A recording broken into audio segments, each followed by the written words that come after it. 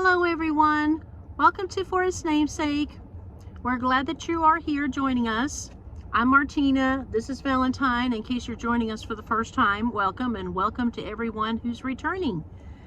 Today we will continue the series of behind the scenes, behind the hymns, and we've got a request and we've got just one that we chose.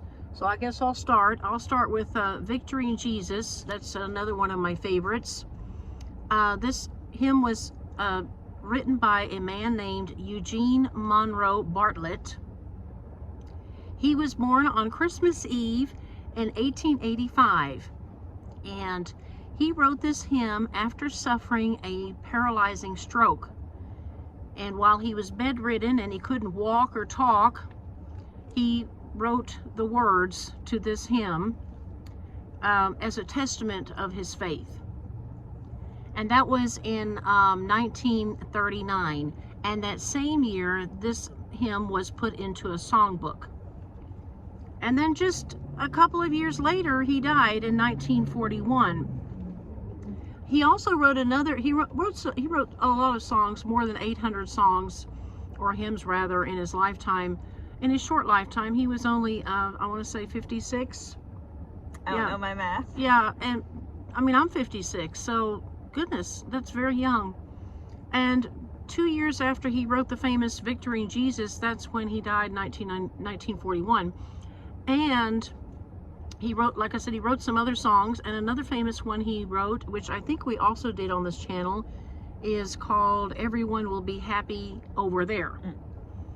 And in 1979, he was inducted into the Gospel Music Hall of Fame. And he was very, very famous for writing a bunch of gospel songs. And he was actually called one of the founding fathers of gospel music. I think that's all I have on him.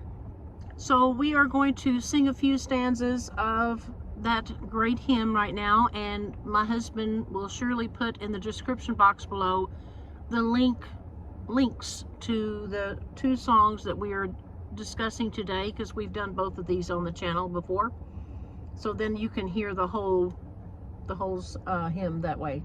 Okay, now, folks, would you hold on? I'm gonna ask my mom to reach over and turn down the fan.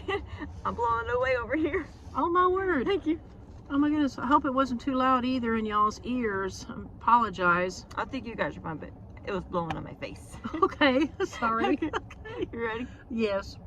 I Heard an old story, how a Savior came from glory, how he gave his life on Calvary to save a wretch like me. I heard about his groaning, of his precious blood's atoning.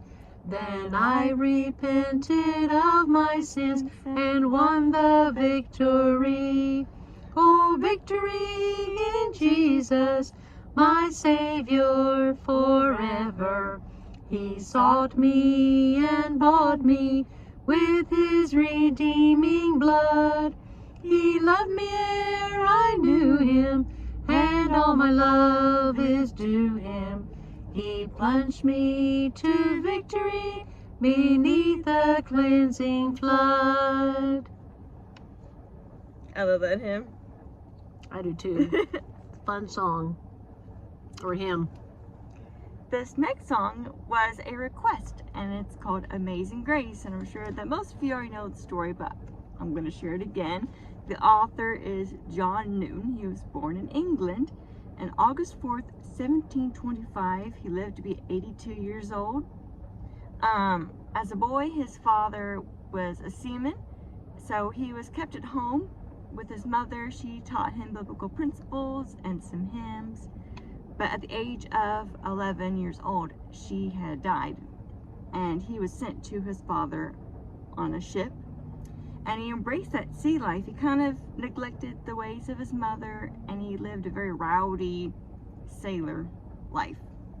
He got into a lot of trouble.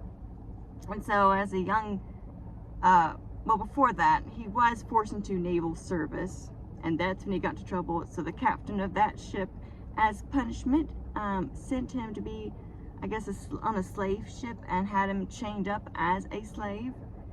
That didn't stop John Newton. Apparently he was still rowdy, and his father eventually got him out of that life. So in 1748, his father ordered him back to England on the Greyhound ship, and during that time a storm arose that lasted for days. All the sailors were terrified, and it was during the storm that John Newton kind of rethought his life and what he was living for, and he kind of thought about God again and his mother.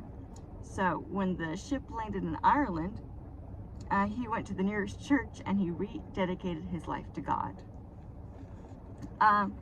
He still liked the sea life, and he was the first mate on a slave ship called the Brownlow, and that ship was going to Charleston, South Carolina. And so even though he rededicated his life to God, I guess as a sea person, that was the main occupation. It were slave ships, bringing slaves to plantations to North America. But he did admit that he struggled with this lifestyle. After first mate, he did become captain of slave ships, but he was rescued from this lifestyle when he suffered a seizure in 1754. Look at my notes. And then he pursued the ministry. He was denied several times, but just because he had no experience. But someone well known made him a pastor. And some friends of his said he should write a series of letters about his lifestyle, what's like being a slave captain.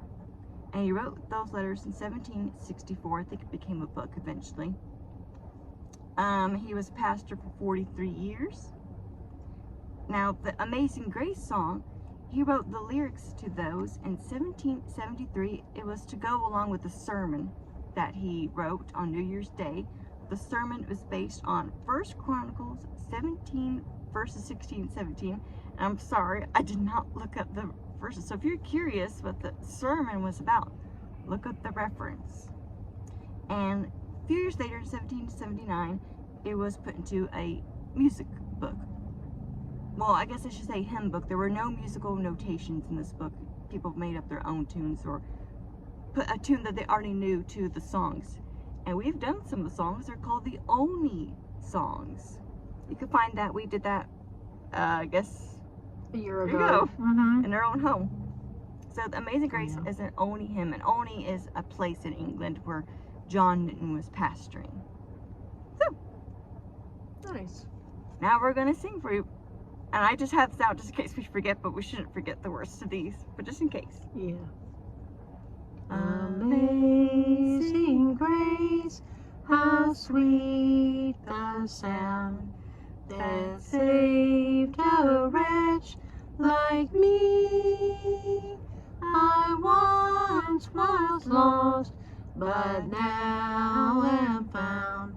Was blind, but now I see. I read that the tune to the song that we just sang was actually an American composer's tune. So who knows what the original Amazing Grace sounded like? Like I said, they could have used any tune. That's interesting. Okay, well, that concludes our episode today of Behind the Hymns. I don't know why I called it Behind the Scenes. I guess, I was thinking, I thought that'd be a new good title, but Behind the Hymns is just as good. And so we'll, like I said, we'll try to do this every Saturday or Sunday. It depends on when there isn't a song going on. Then we have this going on, or whichever. But oh, and by the time you're watching this, I think it'll be December. So if you have any requests, maybe request a Christmas hymn. Maybe ones that we've already done before. or that you mean that we have not done before, or that we have done before? Maybe the ones that we have done, because we want to save the Right. ones we haven't done for our regular recording. So look at the playlist, you can see which ones you've done, and we can probably do a backstory of those.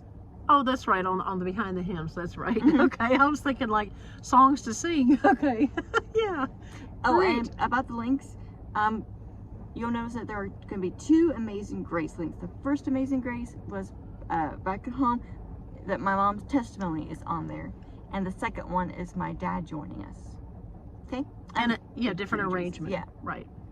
Okay. Well, y'all know what to do. Be Like? sure to like, Subscribe. subscribe, and hit the note. I was going to say together. Click hit the the notification notification bell. And Lord willing, I'll see you in the next video. Bye-bye. Bye.